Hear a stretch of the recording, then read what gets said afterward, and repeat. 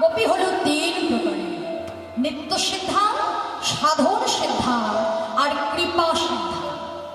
রাসলীলায় যারা গোপী ছিলেন নিত্য সিদ্ধা কারা না, যারা স্বয়ং একেবারে গোলক থেকে এসেছে। তা গোলক থেকে কারা এসেছিল? রাধারানী এসেছিল, ললিতা বিশ্বখাতে সখীগণ এসেছিল, তারা হলেন নিত্য সিদ্ধা গোপী। আর কারা ছিলেন রাসলীলায়? সাধন সিদ্ধা গোপী। যারা সাধনা করে গোপী হয়েছিলেন তারা হলেন সাধন সিদ্ধা গোপী। আর কৃপা সিদ্ধা গোপী কারা?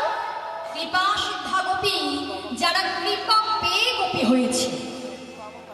কৃপা কার কাছে পেয়েছিলেন না, ভগবান রামচন্দ্রের কাছে পেয়েছিলেন।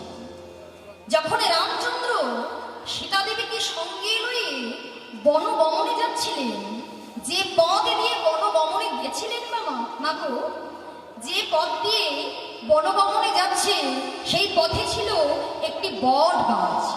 আর সেই বট গাছে 60,000 মুনি ঋষি, সবাই ছিল ব্রহ্মার পুত্র।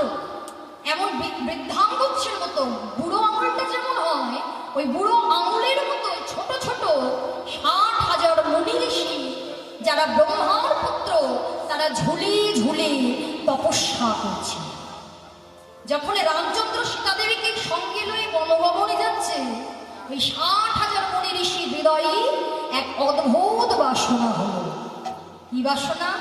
মনে মনে ভাবছে, আহা দেখো তো কি সুন্দর প্রভু সীতা দেবীকে সঙ্গে লয়ে বনগমনে যাচ্ছে। আচ্ছা, আমরাও যদি সেই ভাগ্য করতাম, আমরাও যদি রামচন্দ্রের পাশে থাকতে পারতাম তার প্রেয়সী রূপে। এই যে মনে যে অদ্ভুত একটা বাসনার সৃষ্টি হলো, ভগবান রামচন্দ্র কৃপা করে দিলেন। তথাস্তু, তোমাদের মনোবাসনা পূর্ণ হবে, তবে এই যুগে নয়, যখন দাপর যুগে বৃন্দাবনে আমি মহারাজ